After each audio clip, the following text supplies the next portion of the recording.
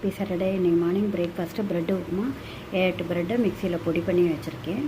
ஜீரகம் தாளித்து கொட்டிட்டு வெங்காயத்தை போட்டிருக்கேன், பச்சை மிளகா இதெல்லாம் போட்டு வதங்கின்னு நல்லா வதங்கினதுக்கப்புறமா ப்ரெட்டை தூவிடலாம்.